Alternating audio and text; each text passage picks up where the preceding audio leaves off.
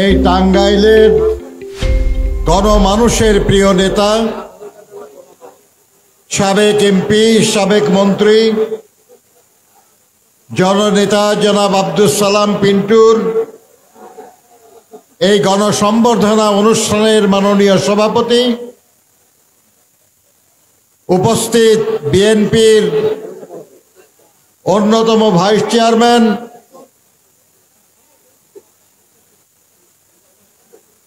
বিশিষ্ট আইনজীবী অ্যাডভোকেট আহমেদ আজম খান, ছাত্রদল এবং যুবদলের শীর্ষ পদ অলঙ্কৃত করে যিনি বিএনপির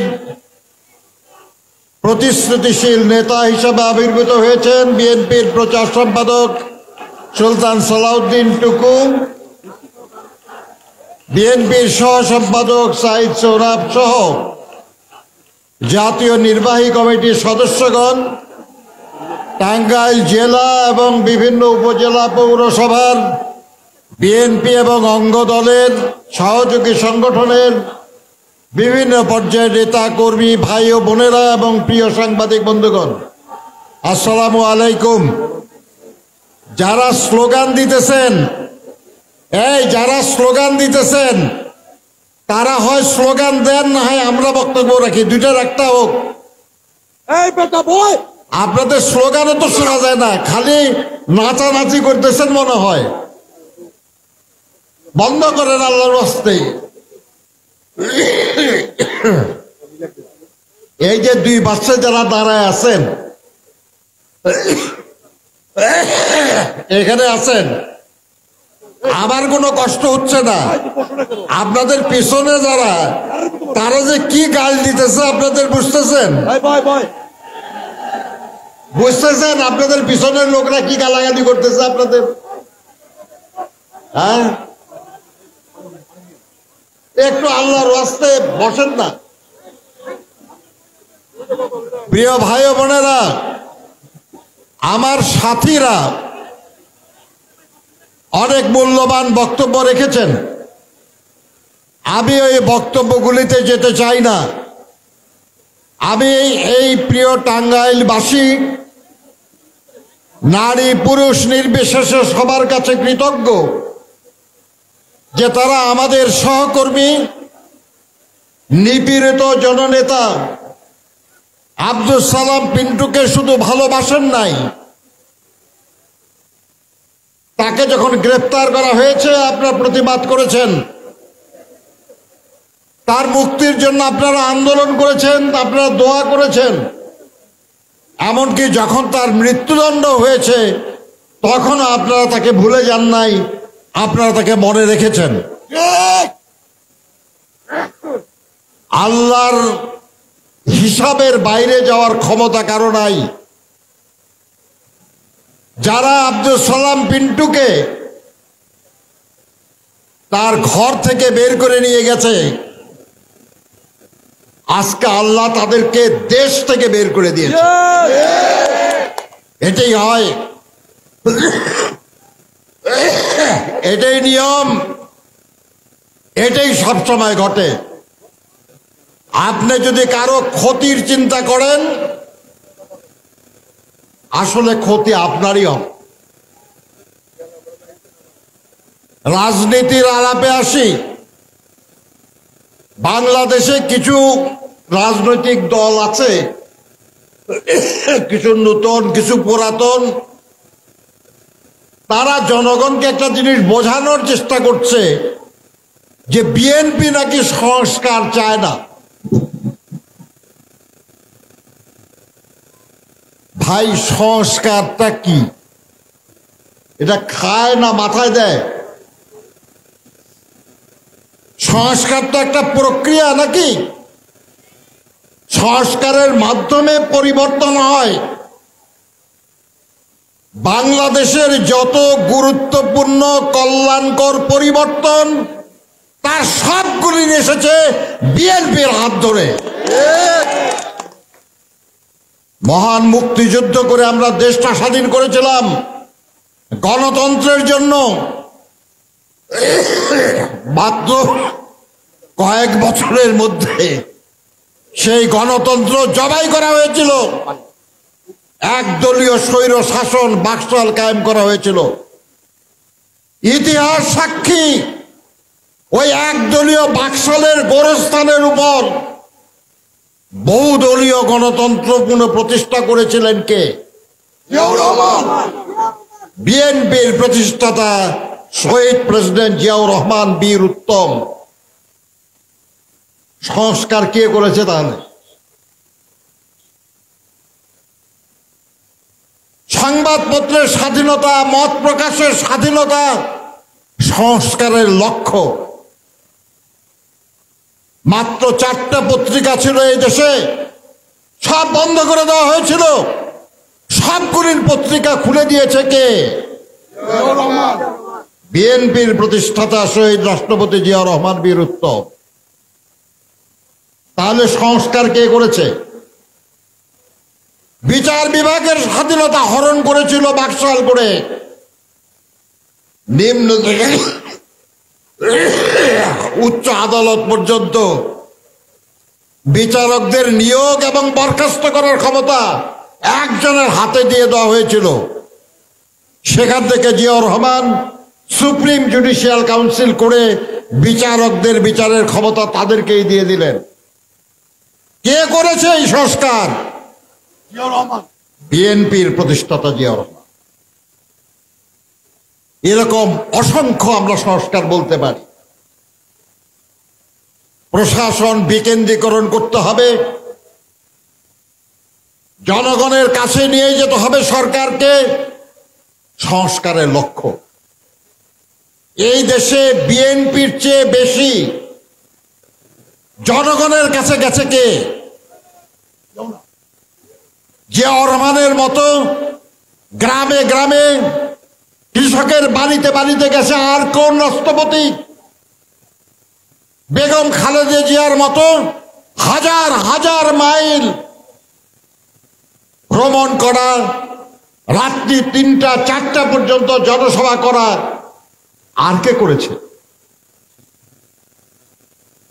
জনগণের কাছে রাজনীতি নেওয়া, জনগণের কল্যাণের জন্য কাজ করা, সেটাই তো সংস্কারের লক্ষ্য। আজকে আমাদের মা বোনরা এখানে আছেন, কেউ স্বীকৃতি দেয় নাই। নারী এবং শিশু বিষয়ক মন্ত্রণালয় করেছে বিএনপি। বেকার যুবকরা আছেন, কেউ খবর নেয় নাই। যুব উন্নয়ন মন্ত্রণালয় করেছে বিএনপি, যুব কমপ্লেক্স করেছে বিএনপি, নারীদের কর্মসংস্থানের সুযোগ করেছে বিএনপি। আজকের গার্মেন্ট শিল্পের অর্ধেকের বেশি নারী শ্রমিক। এই গার্মেন্ট শিল্প বিএনপির হাতে। আজকে বৈদেশিক কর্মসংস্থানের মাধ্যমে যে রেমিটেন্স, এটা হলো বাংলাদেশের অর্থনীতির মূল স্তম্ভ। আর গার্মেন্টসের উৎপাদনের রপ্তানির টাকা সবই করেছে বিএনপি। গ্রামে গ্রামে বিদ্যুৎ, পল্লী বিদ্যুতায়ন বোর্ড করেছে বিএনপি। সমুদ্রে মাছ শিকার করেছে বিএনপি। প্রাকৃতিক সম্পদ আহরণের জন্য বাপেক স্থাপন করেছে বিএনপি। সবগুলি কল্যাণকর কাজ। স্বেচ্ছাশ্রমে খাল খনন করে, কৃষকদের উদ্দীপ্ত করে, যে দেশে 74 সালে লাখো মানুষ না খেয়ে মারা গেছে, সেই দেশ থেকে গিনির দুর্গত মানুষদের জন্য খাবার রপ্তানি করেছে বিএনপি। আজকে সুগার মিলগুলি বন্ধ হয়ে যায়, অথচ বিএনপির আমলে সুগার মিলে থেকে চিনি রপ্তানিও করা হয়েছিল। আওয়ামী লীগ আমলে পাট কলগুলির গুদামে আগুন লাগছিল, বন্ধ হয়ে যাচ্ছিল সব। পুনরায় এই কারখানাগুলি চালু করা হয়েছে, 2 শিফট 3 শিফটে চালানো হয়েছে। সংস্কার কাকে বলে? সংস্কার কই? বিএনপির মধ্যে, বিএনপির কাজে। এখনো বলি, 2015 সালে দেশনেত্রী বেগম খালেদা জিয়া ভিশন 2030 ঘোষণা করলেন সংস্কারের কর্মসূচি। এরপরে আন্দোলনের চলাকালে অন্যান্য রাজনৈতিক দলগুলির সঙ্গে আমাদের সম্পর্ক হলো। ইতিহাসের প্রথমবারের মতো ডানপন্থী, বামপন্থী, ইসলামিক দল, সমাজতান্ত্রিক দল, মধ্যপন্থী সবাইকে নিয়ে আমাদের নেতা, দলের ভারপ্রাপ্ত চেয়ারম্যান জনাব তারেক রহমানের নেতৃত্বে দেশে বৃহত্তর আন্দোলন গড়ে উঠল। যুগপৎ আন্দোলন শুরু করলাম আমরা এই সরকারের বিরুদ্ধে। তাদের সবাইকে নিয়ে আমরা প্রণয়ন করলাম 31 দফা রাষ্ট্র কাঠামো মেরামতের কর্মসূচি। পুরাটাই সংস্কারের কর্মসূচি। আজকে সরকার যতগুলি সংস্কার কমিটি করেছে বা কমিশন করেছে তার প্রত্যেকটার উল্লেখ আছে 31 দফা কর্মসূচির মধ্যে। ঠিক, আমরা সংস্কার চাই না। আরে যারা বলেন তাদের অনেকের তো জন্মই হলো মাত্র কয়েক মাস আগে। রাজনীতির জন্ম বলতেছি, তার আগে তো এগুলো তারা আলাপ করে নাই কোনোদিন। আর অন্য যারা খুচা খুচা কথা বলে তারা তো সংস্কারের দন্তে সব কোনোদিন বলেন নাই। বিএনপি করেছে, এখনো আমরাই সংস্কার চাই। কিন্তু প্রশ্ন আছে একটা, প্রশ্ন হলো প্রায়োরিটি, কখন কোনটা করে। আপনারা এখানে এসছেন, আপনারা তো কাপড় জামা পরে এসছেন, এক একজন এক এক রকমের কাপড় জামা পরে এসছেন।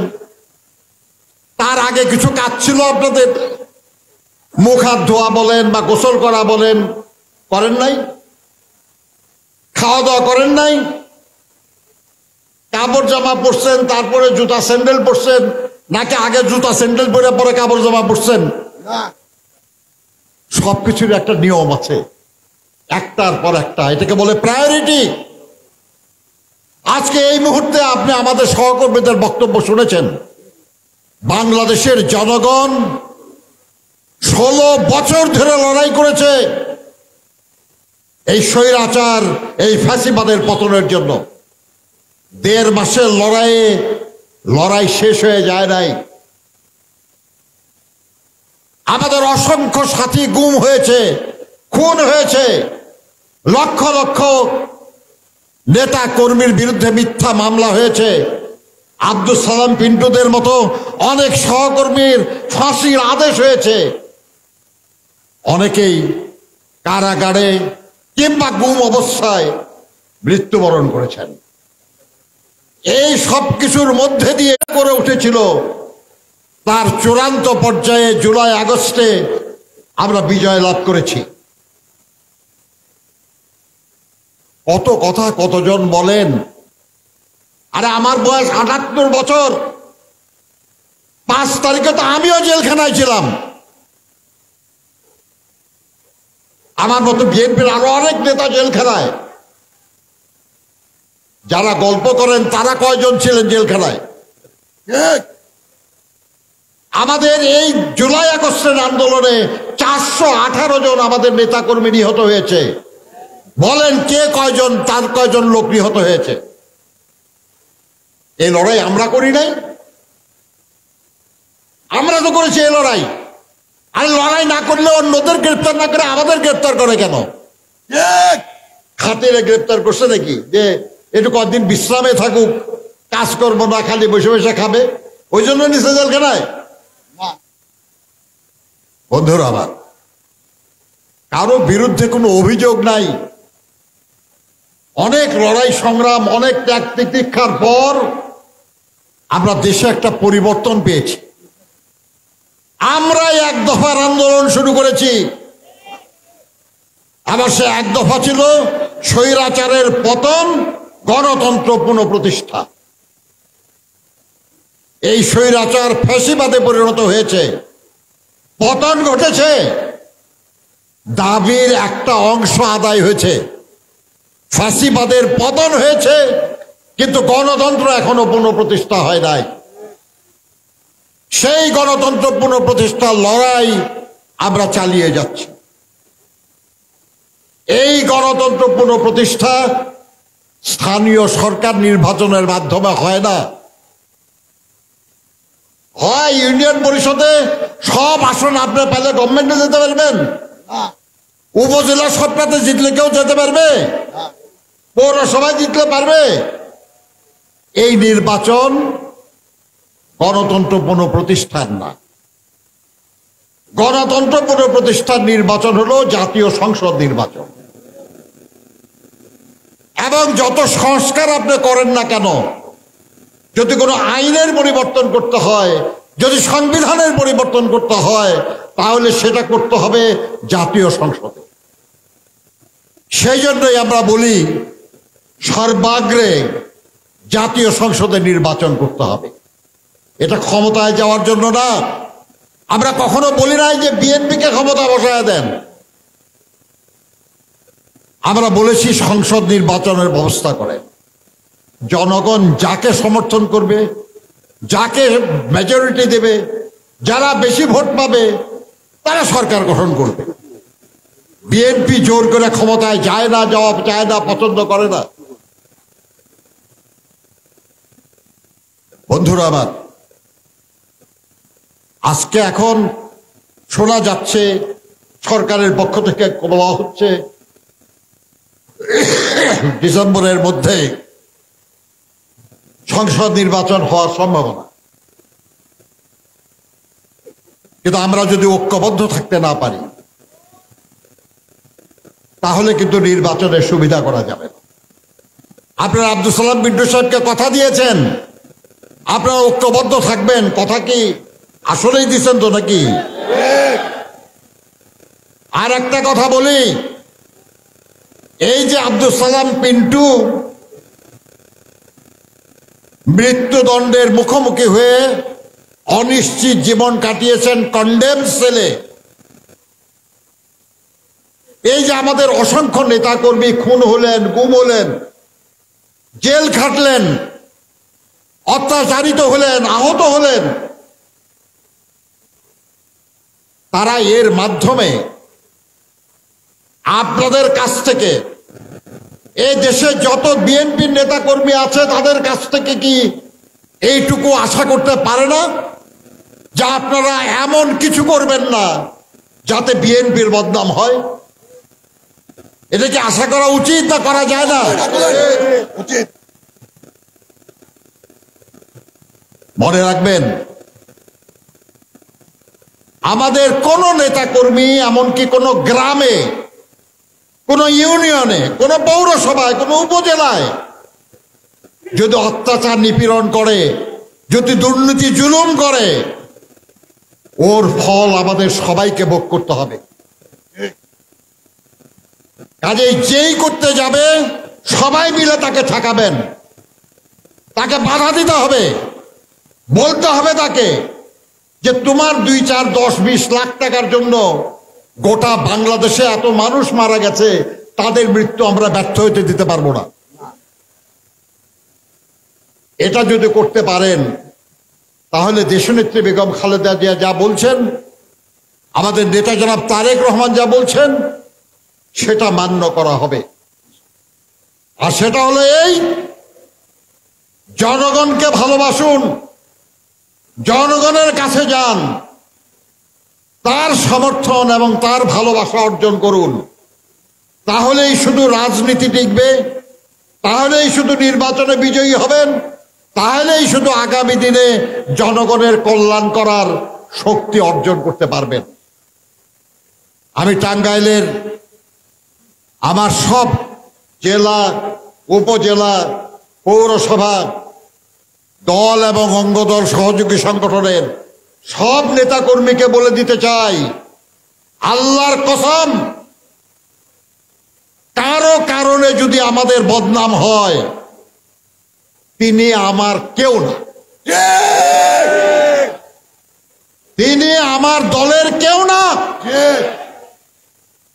তারেক রহমান এত বছর দেশে আসতে পারে নাই, তার মা অসুস্থ, কখন চলে যায় আসতে পারে নাই, তার একটাই ভাই মারা গেছে, তার লাশ দেখতে পারে নাই। আর আপনারা, আমরা সামান্য লোভের জন্য, লাভের জন্য কিছু অপকর্ম করব, আর তার শাস্তি ভোগ করতে হবে। যারা এত বছর জেল খেটেছে, যারা এত বছর জুলুম নির্যাতন সহ্য করেছে, যারা এত অন্যায় অনাচারের শিকার হয়েছে, তারা ভোগ করবে না। হতে পারে না, এটা হতে দেওয়া যাবে না। আমি দলের সবারকে অনুরোধ করছি, খেয়াল রাখুন,